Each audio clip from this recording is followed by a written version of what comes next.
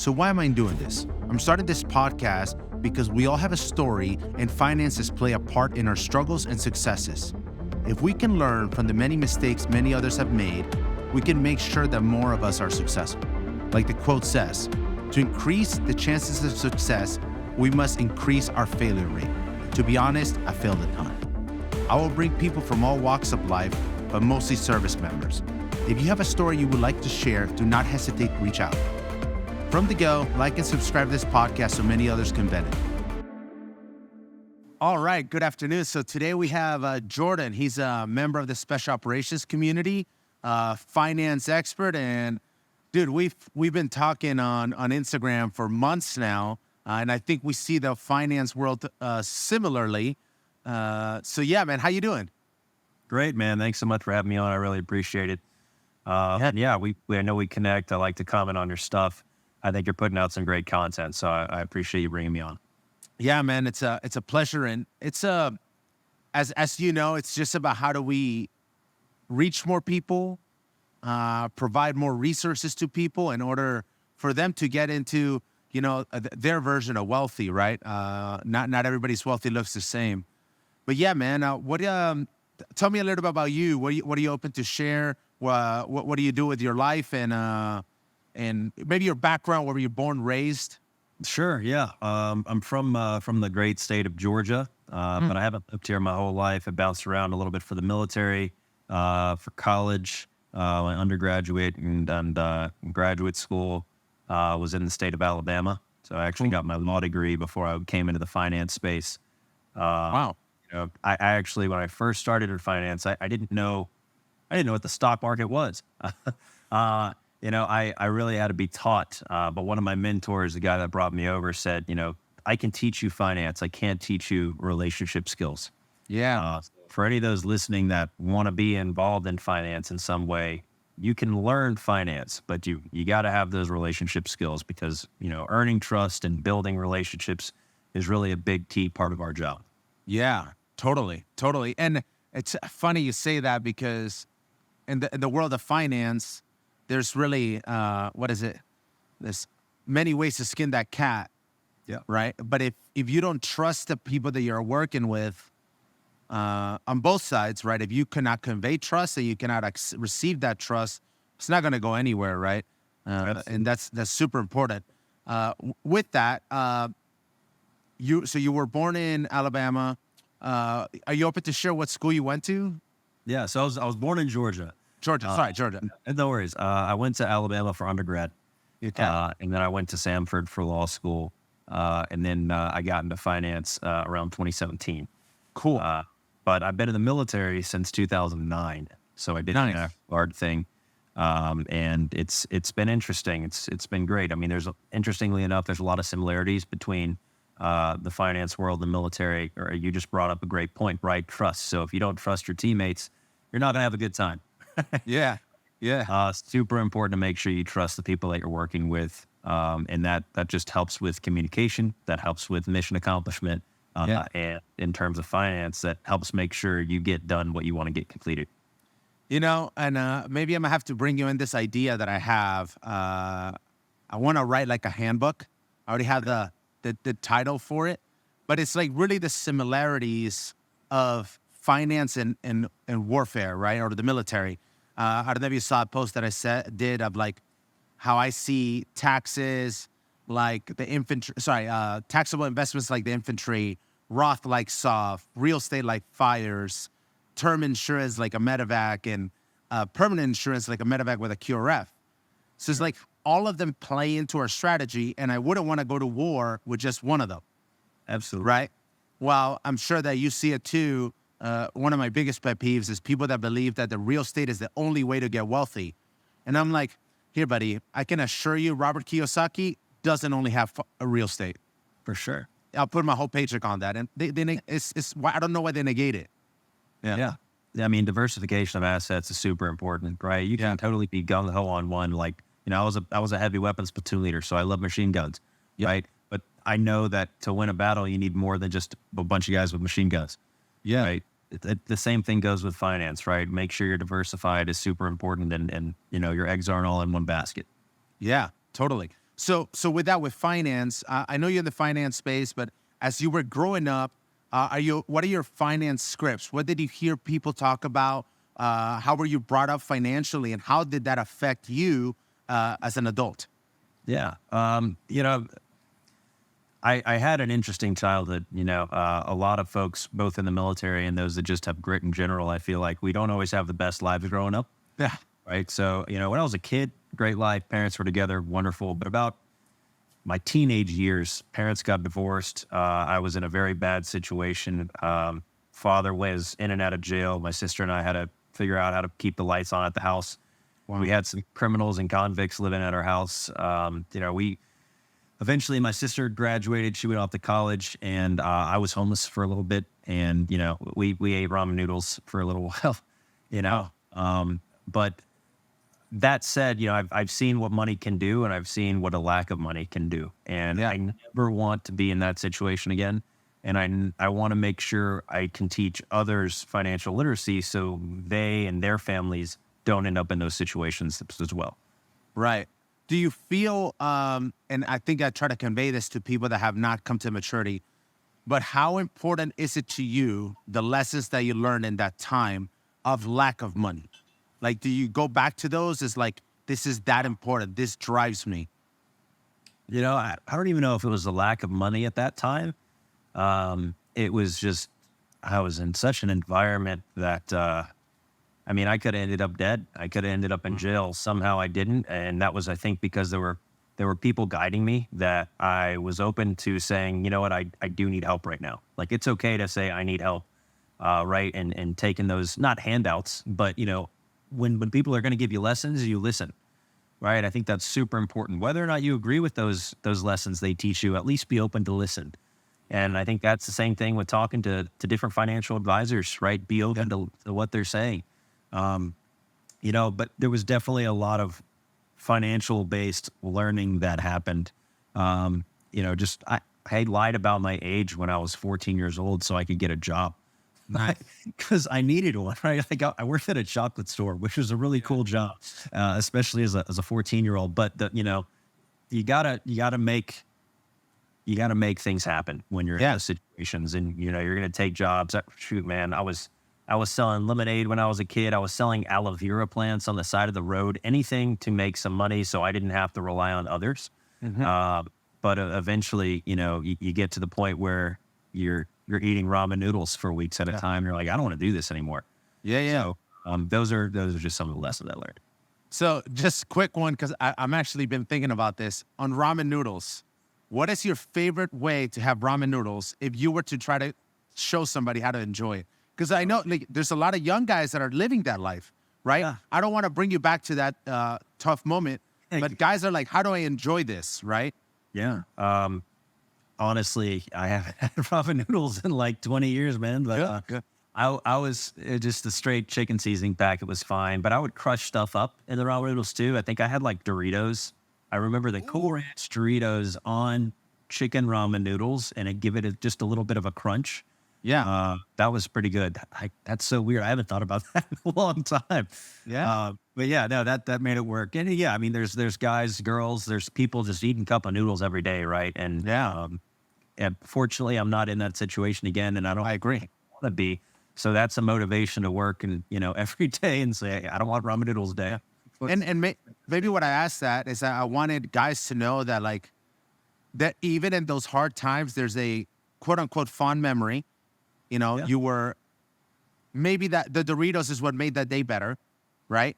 And that it's not permanent. Here you are, right? And the reason I also ask of ramen noodles, I have a very fond memory of ramen noodles. I wasn't brought up eating it. I was in Afghanistan, and on my birthday, my teammate made ramen noodle and Spam. And to this day, it's like ingrained in my mind as one of the most delicious things I've ever eaten in my entire life. But again, right. right. But again, like Afghanistan, it was all circumstantial, right? It's not like, so it's, we all have our stories, right? So I want to share that. And I think that hits it very hard, right? There's guys right now, guys and girls in the barracks, paycheck to paycheck, even ramen noodle. And they are literally going to eat ramen noodle while they listen to this. And they're going to be like, I can make it out.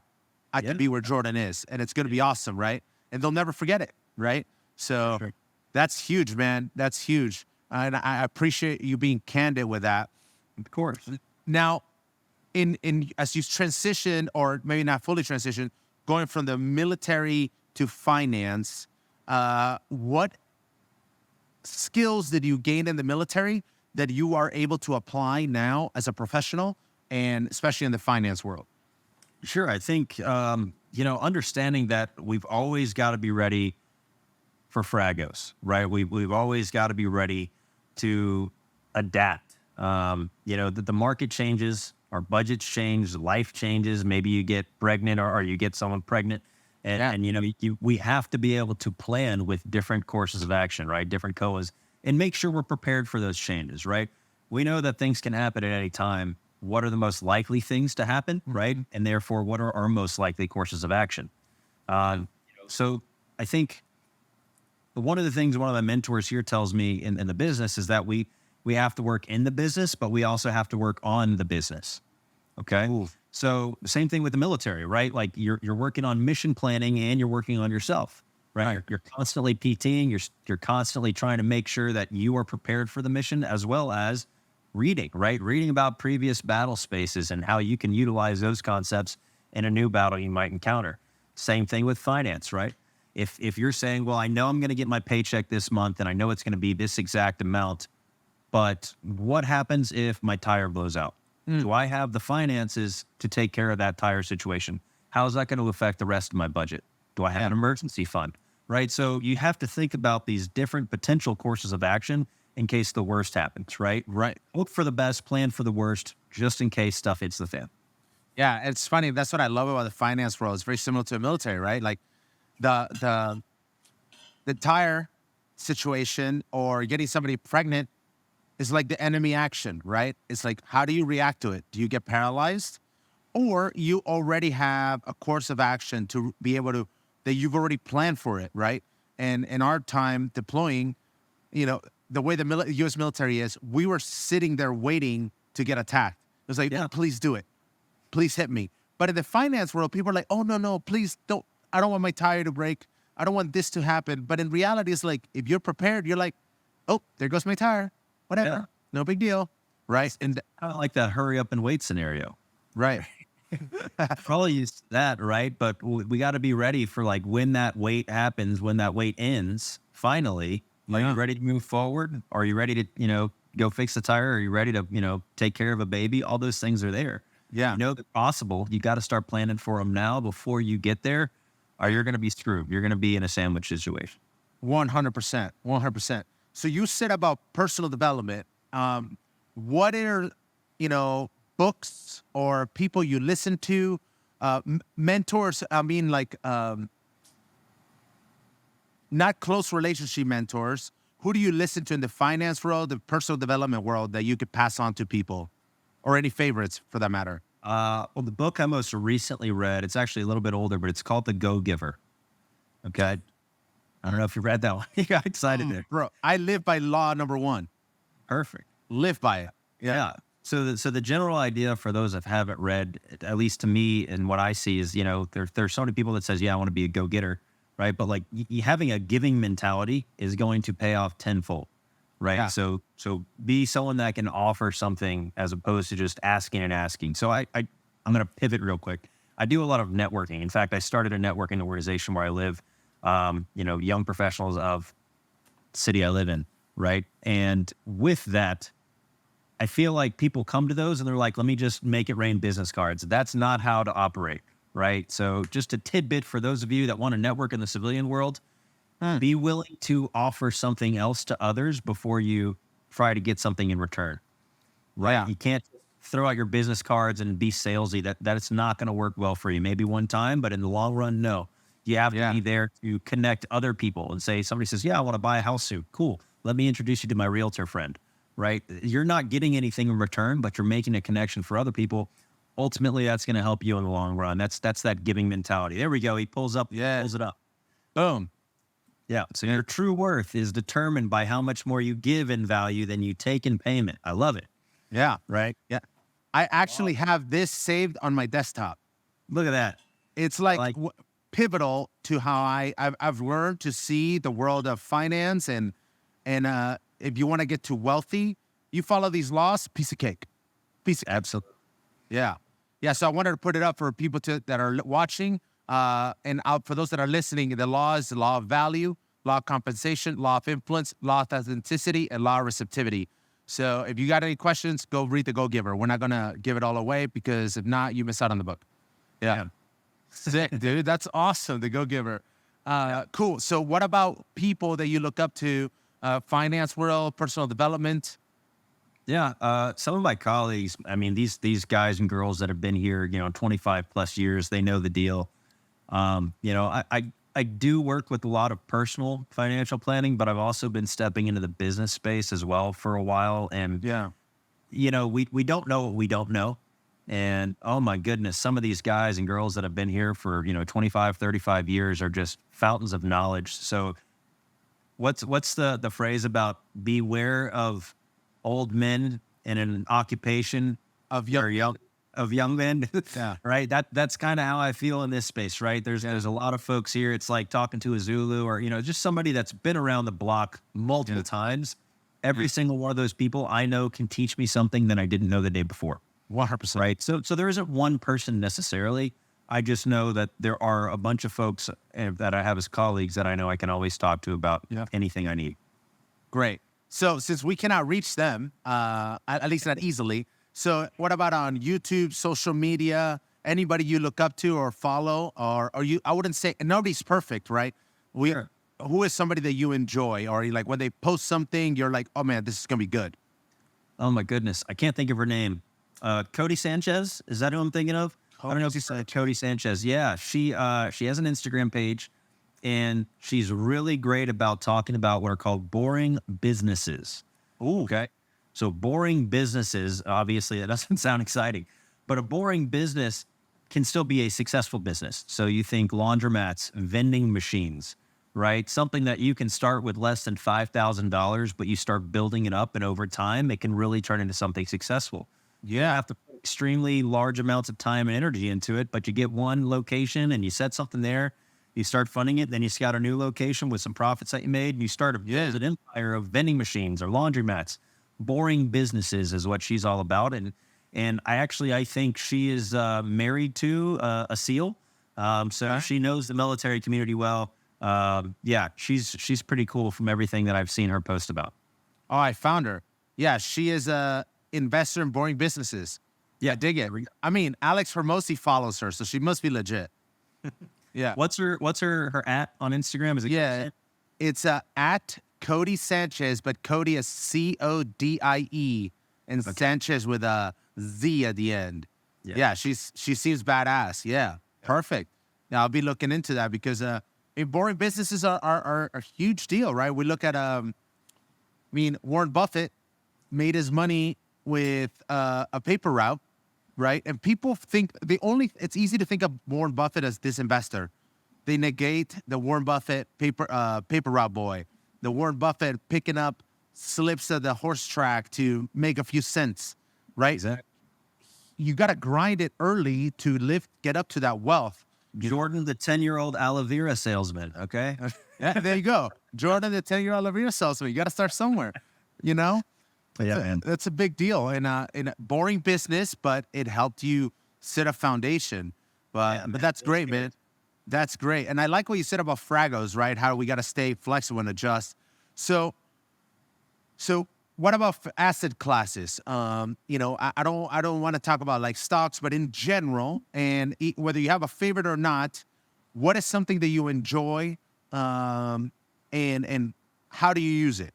Yeah, well, of course, everybody's in a different circumstance, and what's good for one person might not be good for another. So obviously, this is not financial advice. No. But there are so many different asset classes that can be really good. So knowing that, I'm not going to retire until probably ever, because I want to work myself to death. But thinking about retirement age, I like very risky assets, not something like, we're not going to talk about crypto or anything like that, but so growth in tech stocks, right? That's something that fits my personality and my personal risk tolerance. Again, not right for everybody, right? But And for those obviously in the military that are listening, those are going to be the C fund, the S fund, the large cap, mid cap, small cap funds and stocks, businesses that you're familiar with. You know the names: the Tesla, Apple, Netflix, Google. They are heavily weighted in growth funds. Whether you're talking about ETFs or you're talking about mutual funds,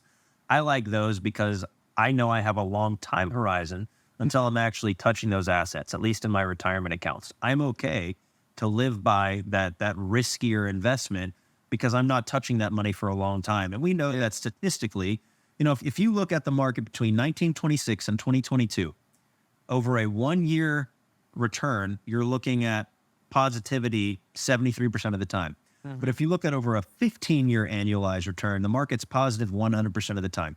Yeah. Too easy. Right. So long-term time horizon growth, I personally am going to be aggressive and risky in my investment choices. But again, just me personally, that's not necessarily right for everyone. Yeah. I totally agree. I recently got into, have you ever heard of TSP Calc? I've not. Tell me about it. You got to check it out. It's basically uses a seasonal strategy, buy TSP funds, and buy and sell on a schedule. Love it. I never thought I would get into a G fund. I recently put 100% of my money in the G fund. Crazy. But again, it's for a short time. But through that, it made me appreciate more the international stocks and ETFs. And I started looking for a Vanguard International or iShares, whatever. And man, there's just such great international companies. I totally believe in America. I'll never move my money completely out of America. But missing out on like the Louis Vuitton, Bernard Arnault's companies, AstraZeneca, Toyota, like we would be ignorant to miss out on that. And I just wanted to throw that in because I'm really I started wanting to put some money there. Sure. And as I learned about diversification, the global world, the global markets are also part of our asset, right? I wouldn't tell anybody go put 100% of your money in China. That's insane. But Alibaba's not bad, right? Yeah, no, you've brought up some great points, right? It's important, I think most of all, just to be diversified, right? And so the TSP Calc, I think is what you called it. Yeah. I think that's great. Is it automatic or is it just making recommendations and then you have to go in and change it? It makes recommendations and you have to do it. I'll pull it up while you're talking, yeah. Sure. So it sounds like, if majority of folks are going to be those set it and forget it type people, right? Totally. Especially because we know how difficult it can be to log into your TSP account and change your allocations. Quick note right there, you can make a phone call to them and it makes the process a lot simpler. You don't have to know your password. You just tell them what your last LES deposit was. That said, majority of the people on this call are not stock traders, right? You're not buying and trading every day. So setting it and forgetting it, doing a dollar cost averaging approach might be a good strategy for you. For those listening that don't know what dollar cost averaging is, it's simply a strategy where you're putting a set amount of dollars towards a specific group of stocks or a specific fund. You're setting that amount and you're leaving it alone. Maybe it's $500 a month, okay? And you're putting it towards the C fund of your TSP. You don't care if it's gone up in price. You don't care if it's gone down in price. You're simply contributing the same exact amount. You're not being emotional about it. You're just being disciplined and consistent. And over time, that's going to perform better in the portfolio than if you tried to guess and pick and choose when the market was high and when it was low. Yeah. No, I'm a huge fan of that, and I did buy and hold for a long time. The only reason I'm doing this is just because I learned something. Can you see a screen right now? Yeah, I can. Cool. So the way that this works is that there's all these strategies. There's that many, whatever. I picked one on somebody's recommendation, and what they're saying here is that the G fund has performed. Let me put the C, S, and I just so that you can see how this one works. And the good thing about TSP is that you can only trade max 3 times per month. And the third one can only be to the G. So technically it's only 2. So the way that it's saying is that this strategy has performed like this these years. Obviously it's in hindsight. This year, C has done 8, S has done 3, I has done 11. This one has done 11.29. So if you would have been on the I in 2023, you're crushing it, right? Most people are not there. And the way that this works is that once you sign up, it gives you notifications of when to buy and trade, Interesting. right? That's it. It's super simple. You pick a strategy, and granted, a lot of it is in hindsight, right? How did it perform in the past? This is what we're suggesting now. But a lot of them have outperformed over time. And again, to me, what I like about it is not as stock picking, right? It's just, this is a strategy, do it. And you got to stick to it. For example, I missed my S Fund trade this morning, and I get plenty of notifications. It was my bust. But it allows you to dollar cost average and move around while it's living there, which it's really important to, whatever strategy you choose, to stick to that plan, right? Huge fan of buy and hold, dollar cost average, right? Like, it's just something, I'm giving people more tools. And the way that I start when people ask me about TSP, I'm like, watch this video because that website is daunting. You're not going to understand that until you watch the YouTube video. If you don't want to do that, then we buy and hold. Perfect. But at least people have gone through the process, right? Because it's not perfect. It's not for everybody, right? Yeah. Cool. I'm glad what you said about dollar cost averaging. Not enough people are doing that, and that's huge. And you said something that you want to work till death. And I'm realizing that more people that are successful work till death. Yeah. But as you were saying that, again, this is a fresh thought, I had not planned it. It's like, I will be in my profession till death. Because there's a point that you're stopped working. You're just enjoying it, and being in that environment, right? And not that what you said is wrong. I'm really big on, like, how do I massage the words to put it in a more positive frame? Because at some point hopefully you'll be in your own office, your own boss, doing the same thing, loving what you do, right? Holding your kid while in a meeting, right? That's the dream, right? It'll be pretty cool. So, and do you think you'll stay in finance, or are you going to go back to law? No, I think, for a long time, my financial dream was to be successful, right? But it took a very, very long time, years, before I actually found out what success actually is to me. Okay. And, I've got a wonderful wife. I've got 2 great dogs at home, 2 new cars. We don't have to think twice about buying gas. And we're not worried about if we have to go to the hospital. Right. And I think that is success. I would consider myself successful, right? I've met my dreams. I've met my goals. And of course, now I have other goals. But I think we must remember to enjoy where we are now. Totally. And not always focus on the next steps of the ladder to success. Does that make sense? Right. So, I'm not necessarily going to work till I die. I was, exactly. Yeah. But I'm happy with what I do. I enjoy what I do. I've got a client, my very first client, who wrote me a thank you note right here. I got it framed just because I'm like, all right, what I'm doing actually makes a positive impact on people's lives. Totally. That's super cool to me. I don't know a lot of lawyers that feel that way. Some. In the military too, right? There's some folks that are in there because they're like, hey, I'm making a difference. There's other folks that are in there because they're like, hey, look, I like the dudes and girls I work with. Other people are just like, it pays the bills. I got to figure out what I'm doing next. I got to get out because I don't like my leader. Yeah. Right. But I think when you find something that you enjoy, that you're good at, and where you can make a positive impact on other people, that's a win-win-win situation. Right. Going back to the go-giver, you're giving so much value that you enjoy it. So like you said, I agree that I knew you joke about working till death, but you want to give value till death. Exactly. Right. And I often think of like dreams or the next thing as like, I'm somewhere that I enjoy. I want to go that next goal because I'm also going to enjoy that. Not that this one's bad, right? People act like if they're having other dreams and goals is saying that your current life is bad. It may be, but it may not be, right? And we got to be able to continue to that. Absolutely. Are you open to share what your dreams and goals are? That's a tough one. I mean, I'd like a lake house pretty soon. That'd be fantastic. Fish in the lake? Yeah. I do like deep sea fishing more than lake fishing though, but they're both pretty serene in their own right. I think it's just a different mindset. Okay. I think that'd be fantastic. It sounds funny. I want a larger yard for my dogs to run around it. Okay. Right. And that's, I want my wife to have a bigger book nook and library that she can access. Okay. I don't have too big of dreams for myself. I think my dreams are others focused, and that makes me happy. What is an other focused dream that you have? Just If you really- open to share, you don't Yeah, have to share it if you don't want to.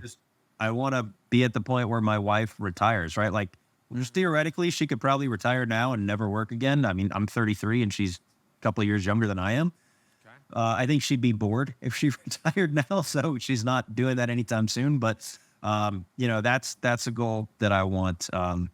We don't have any kids yet. I'd love to be a father in the next couple of years. Yeah. And raise my kids, would teach them things that I learned along the way, the harsh lessons. Despite my father being in and out of jail for half of my life, I learned a lot from him, both what to do and what not to do in certain situations. So Yeah. no resentment there. But I want to be a good father. I want to be a good husband.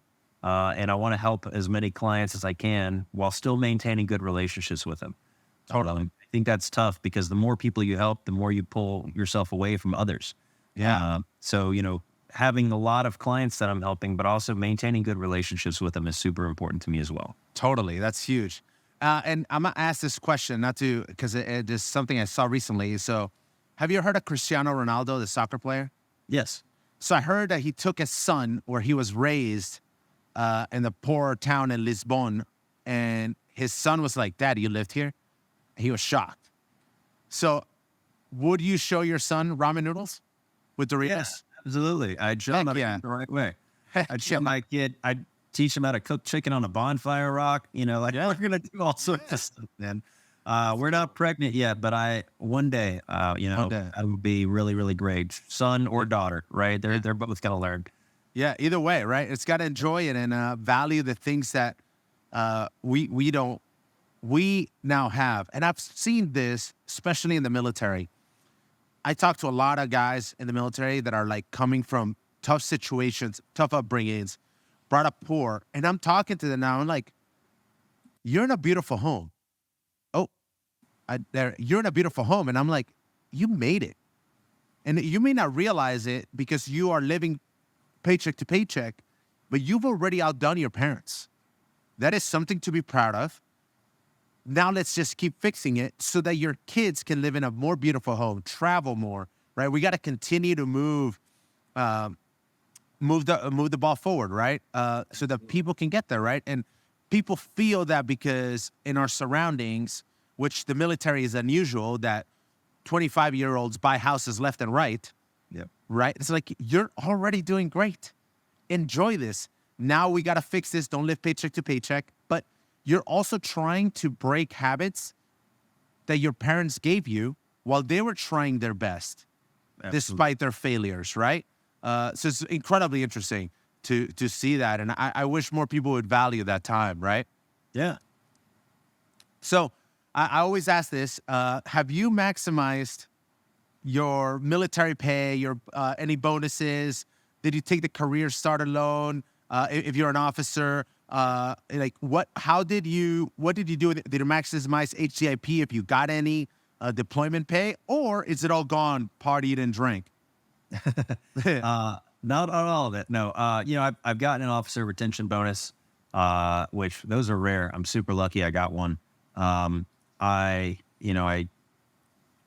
think ultimately, just like my regular budget, I factored it into the 50-20-20-10 method, or what some people know as the 60-20-20 method. So, right. For those of you who don't know what that is, with mine, 50% of my income goes towards fixed expenses, my mortgage, the car payments, the stuff that's going to be the same every month. Yeah. 20% goes to saving and investing. That's retirement contributions. That's just saving in general, saving up for another property. 20% goes to fun money, right? So going out to eat, going on vacations, concerts, not like buying a jet ski every weekend, but like, realistic fun money. And then 10% goes to charitable giving. Okay. Mm-hmm. So I'm not saying you have to be a charitable giving, right? But understanding that if you can allocate your money to specific areas before you actually spend it, if you can ensure that every single dollar you bring in has a job, then you're going to end up saving more in the long run. Yeah.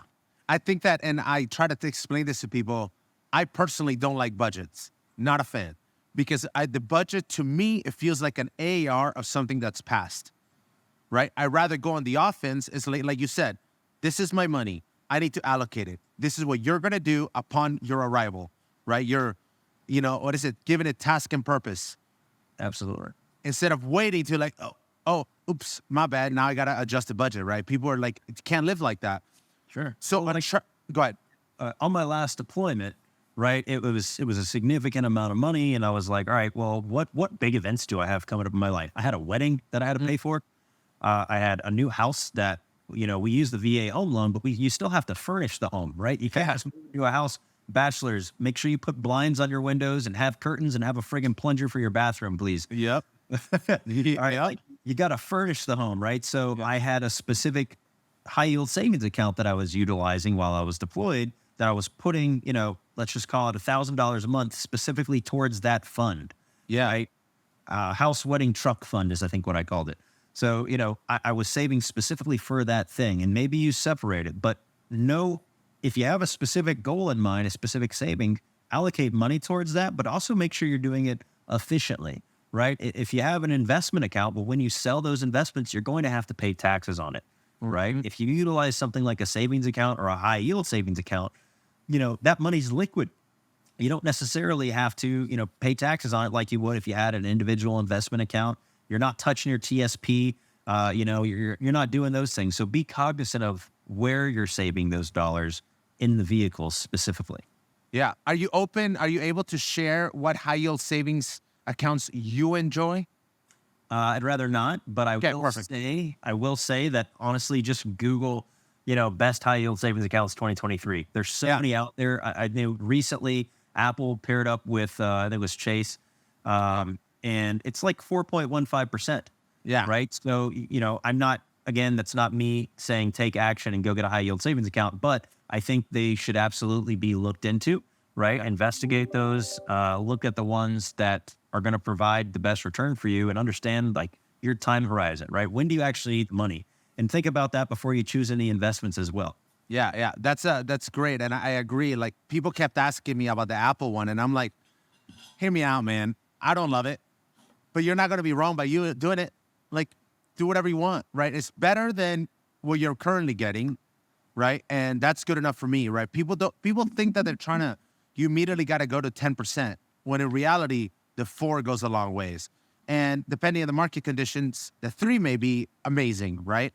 And people you got to take your wins where you can and allocate that money right.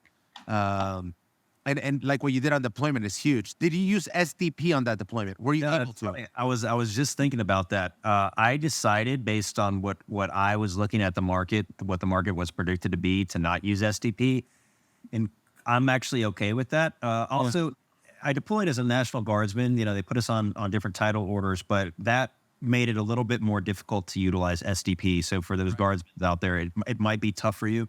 Yeah. But I think I earned like 43% of my TSP on my deployment. Wow. It was awesome, but it was just really good timing, right? So I think SDP is a really good program. For those of you who don't know what it is, essentially you could put up to $10,000 into the savings deposit program, and you're going to get 10% back. Yeah. So after a year-long deployment, let's say, they're giving you $1,000 plus the $10,000 that you put in there. So it can be a very good tool, especially if the market is uncertain or we're in a downturn. Yeah. And I had somebody say, it's just $1,000. And I'm like, you don't get it. It's 10%. Yeah. Like, literally, there's financial advisors that would like to hit that on the stock market. Right? Yeah, absolutely. Like, 10% is great. Like, take that win. It's just 10,000. And I often tell people that if they have a lot of liquid money, I'm like, if you can afford to live on your high yield savings for 2 to 3 months, put it in SDP, right? I mean, there's a lot more to that, right? If you can afford without putting yourself in a tough situation, maybe you can overfund this SDP, and then you can max fund, especially single guys. That's maybe what I'm thinking. Single guys is really easy. You don't have to feed a family. And it goes a long ways to put the 10 grand there and let it ride, because I think once you allocate it, it stays there for a max of a year. And it's a huge win, huge win. What do you say is the change that you want to make in the world? Oof. So on a personal level, I just want to be better tomorrow than I am today. I always recite that a lot, right? And that can mean a lot of different things. So if I can help others be in a better position financially tomorrow than they are today, help them, help their families, that's a good day to me. That's my prize fighter day. You were asking me before about people I listen to. Somebody I listened to a couple times is Ben Newman, Nwman. He's a motivational speaker. He and I used to work at the same company at different times, but he knows my metrics, my goals that I need to hit. He speaks to a lot of professional athletes, and I've met him before. He's a great guy, but one of the biggest things he kind of preaches is, what does your prize fighter day look like? Right? Like, what do you need to accomplish in the day in order to feel like you have accomplished something? You have been successful for the day, because it's just about winning the day, right? You can't win a war in one day. You have to win multiple battles over time, right? So winning the day, what does that actually look like? If I can win my day, if I can help at least one other person, that's success to me. Yeah, that's huge. That is huge. I've never heard of the prize fighter day. I like that a lot. I've heard people say that just for one day I want to do this, and that goes along. Same similar idea, right? Win that one battle, which is huge. Yeah. So, with your wife and yourself, what are non-negotiables that you will always spend top dollar on? That's funny. I think there are certain things in our life that we're definitely like, we're not going to skimp on those. Bed sheets. Bed sheets are really huge. Getting very, very high thread count bed sheets. Call me bougie, but like, it's got to have a high thread count for me to be comfortable. I don't want that scratchy sheet, right? That's more advice for the young bachelors. Yeah. High thread count. It's good for you. Girls will appreciate it. Right? You don't got to get silk sheets or satin sheets, but you got to have at least 4 pillows, right? Yeah, right. Yeah, the wives will absolutely love to put like 20 pillows on your bed. And you're like, where do I lay? Like, what? We're just going to put the pillows on the floor, then put them back. It doesn't make sense. Oh. Dog food, super important. So my wife actually managed a dog daycare while she was in college. Okay. And, I was feeding my dog like, the cheap stuff. It was like, all right, it's food, whatever. She likes it. But I think just like how we feed our bodies, we gotta feed our dogs' bodies. We love them; they're a part of our family. So we spend a good amount of money on dog food. What do you buy? Which food do you buy? So again, not advertising this, but Farmer's Dog is what she utilizes for our dog. So we rescued one of our dogs recently. She's 6 months old now, and they had a deal with Farmer's Dog, like from the rescue. And they were like, hey, you get half off your first shipment. So we're like, oh, let's check it out. And we have a deep freeze in our garage that I literally had to purchase just for the dog food, because that's how much they sent us. So it's like, it comes in a very nice package. It says the dog's name on it. Like, we're spending a lot of money on dog food. So only do that, guys, if you can afford to. So we're in a good enough position where our dogs can be bougie. Yeah. The reason I ask is I put my dog on Lucy Pet after it was recommended to me by a former Marsoc dog handler. It's great food, and they give a military discount. So I love it. I love it. It's really, really good stuff. Yeah. So cool. So bed sheets, dog food, anything else? I think vacations are important, right? As we get older and as we spend less and less time with our loved ones, because if you think about, like, all right, if your parents are still alive, how many times are you going to see them for the rest of your life? Yeah, I know that's a really tough question to think about, but I mean, if you see your parents once every year on Christmas and they're in their 60s, what are you going to see them 10, 20 more times for the rest of your life? Yeah. Right. So I think, traveling with loved ones is super important. It builds those core memories. So if you're going to travel with them, do it the right way. Yeah. Right. Stay in a nice place, do the fun things that might cost a little bit more money, go out to the nicer restaurants. I think it's super important. That's huge. And I appreciate you said that, because I was just talking to somebody about it, that I'm going to Spain with my mom's husband. It's not my stepdad because he came in late. He's like my buddy. And he's in his 70s. I'm like, today's, his clock is ticking, and I'm going to get to spend 2 weeks with this guy. And I'm like, it's totally worth it. And I realize spend my 20-year career away from home, and I'm at a point in my life since I'm, divorced, and I'm like, I want to go home and live with my mom. I want to give her a few months, maybe I don't know if a year. I don't know if I could tolerate a whole year, but a few months of just like being with my mom all the time. I think she would appreciate that. And And I think we we deny that, and it's so important. There's this chart. Have you ever seen this chart? It's been on Instagram. The amount of time we spend with loved ones steadily decreases over time. And the reality is that we don't have to go back to being a kid where you're 100% of the time. But, you know, like you said, if you only see your parents for 10 more times, you literally can make one more day. You're going to double it. That's huge. And start with those small wins, right? With the power of 1%, right? Just little changes. That's great. Where are you guys traveling next? Any place that you guys have on a list, and why? So she's going to the Pacific Northwest with her friend. Okay. And I've got military stuff I've got to do. So I was like, yeah, do your Pac West trip. I don't even know where our next big trip is going to be. I can tell you, we went to Italy in October for 10 days. That was super cool. Okay. Went to Louisville earlier in the Wait, Louisville, Italy? No. Yeah. It's like Paris, Texas, right? No. Not the same. No, Louisville. We visited Churchill Downs, which is really cool. We want to go to the 150th next year. Gonna get those tickets as soon as they come out. That's What the is one- what? the 150th Kentucky Derby. Oh, wow. Big The deal. tickets to that are surprisingly not as high as I thought they'd be. So if you get like a group of 6 people, it's awesome. Yeah. But and then went to Arizona to visit some good friends. Cool. Well, so we like to travel. We probably travel once every couple of months to a new place. But I think it's important to enjoy where you are too, right? Like, the state of Georgia has a lot to offer. The city of Atlanta has a lot to offer. And I think even the states, the flyover states, you can absolutely find something there. I always joke with my wife about the movie Yes Man with Jim Carrey. And I don't know if you've seen that one, but he's essentially, he gets hypnotized and he says yes to every single opportunity, everything. Yeah. And he goes on a date with a girl and they go to the airport and he says, let's just go to the first place where the next flight's available. And it was like Lincoln, Nebraska. And he's like, all right, let's go have some fun. And they just make the most of it. And like they go to some museum, they go to a Cornhuskers game. So I think having the mentality of just enjoying where you are is super important also.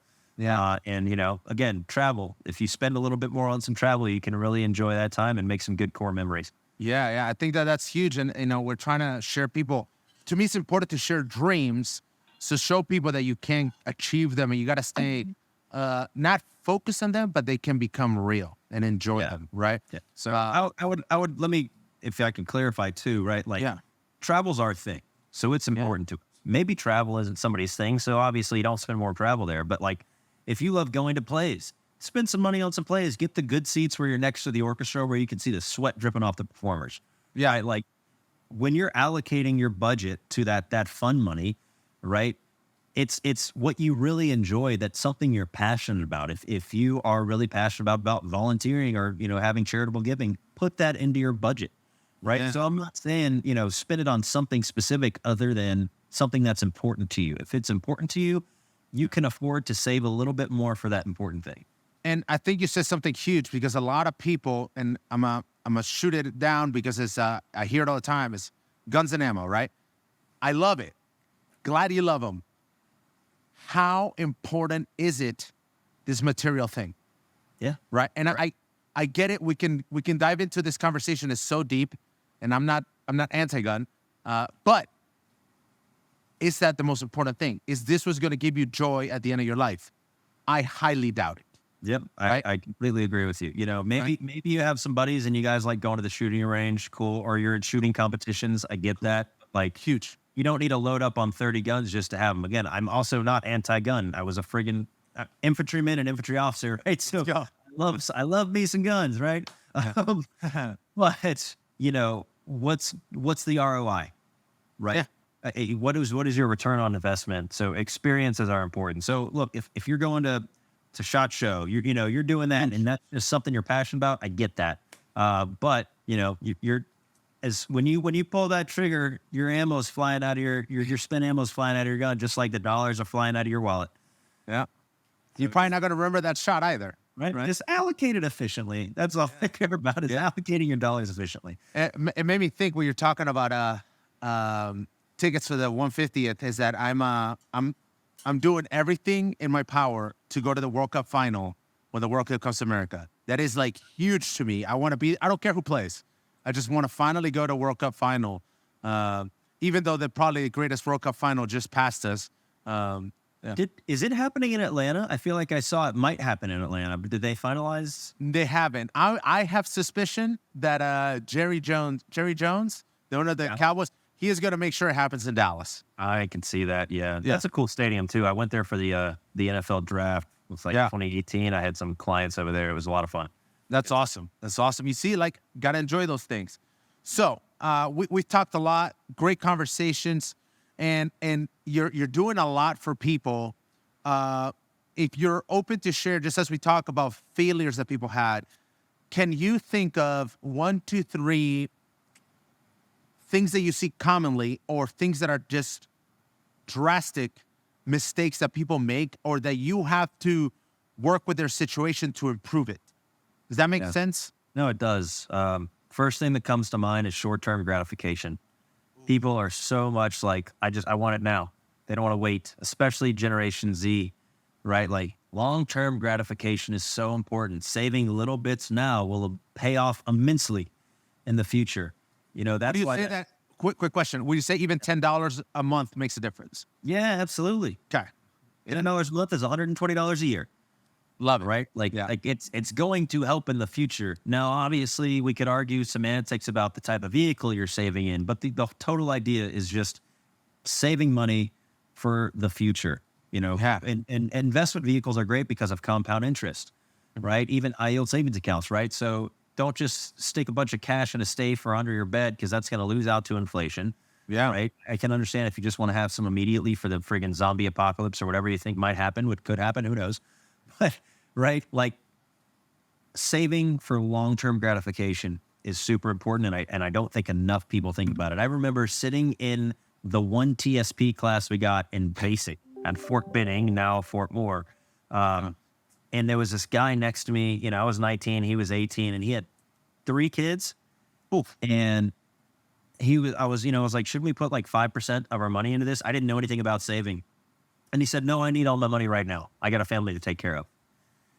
And while I felt for him and I understood where he was coming from, I couldn't help but think to myself, like, man, this guy is not going to set himself up for success in the future if he doesn't just save a little bit. Yeah. You know, so save just a little bit, 5%, 10%, whatever you feel comfortable with. As long as you know you have an emergency fund set off to the side, right? That's going to allow you, whether it's 3 months expenses or 6 months expenses, if you have dependents, save something for your future self. Will thank you for it. Yeah. That's the big thing. Other lessons learned, I would say, just people don't have emergency funds. They're just living all willy-nilly, you know, paycheck to paycheck. If you're living paycheck to paycheck, you need to make some life choice changes. Yeah. Right? You don't, maybe you need to bring in a roommate, right? Mark Cuban was living with like 5 other roommates, on his floor to make things work. If you got to make things work, you got to make things work. So making sure you have an emergency fund, or not having an emergency fund, is going to be a big lesson I make sure people learn about. And then just spending frivolously, right? It's okay to be bougie on 1 or 2 things when everything else is covered. When you've covered the defensive side of the ball, that's only when you can focus on the offensive side of the ball. Mm-hmm. Right? You can't just put all of your reinvestment bonus into crypto and expect good things to happen. Okay? No. If you don't have an emergency fund, right, 3 months expenses, 1 month expenses saved up, you are setting yourself up for failure. 100%. Yeah. Yeah. I love that. That's huge. Huge. Too many guys and girls, right, miss that, right? And again, you have to take care of many versions of you, right? Jaime at 37, 47, 57, 67. And that's what, like you said, you get that bonus, you split it accordingly, you're going to change your life, right? And funny, I'll share this, is I'm super excited about this one. I just set up a crypto account under a trust. So I'll never pay capital gains on it. Oh, my kids won't. And I'm like super stoked for it because I believe in it, but I believe in it within reason. Much like I try to think of like the all-weather portfolio by Dalio. He put 7.5% in gold. And I'm like, around there. Yeah, good. But people that put 100% on it, I'm like, I hope you get really wealthy, because if not, it's going to be really bad. Yeah. Like, this only goes 1 of 2 ways. You can't put all your eggs in one basket, because if that basket breaks, you're screwed. Screwed. Yeah, that's great. So, dude, this has been a great conversation. Any closing comments for my audience? For if you share your audience, your friends, your family, anything you would like to close with? Well, Jaime, I really appreciate you having me on. I would just say, you're not going to be a millionaire tomorrow, right? You gotta, you have to plan for the long term, Yeah. right? You don't have to be great to start, but you got to start if you want to be great. Wow. Is that yours? And I heard it a long time ago. I don't remember where, Okay. but you're not going to be a millionaire tomorrow, right? But if you start saving today, who knows what's going to happen in the future? That is such a good quote. You don't have to be great to start, but you have to start to be great. Wow. I literally wrote that down for the people that couldn't see it. That's great. That's awesome. Jordan, thank you so much for your time.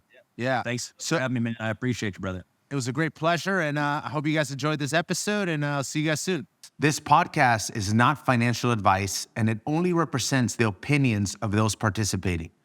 Our goal is to get you to your version of financial independence. Please follow and like on every platform.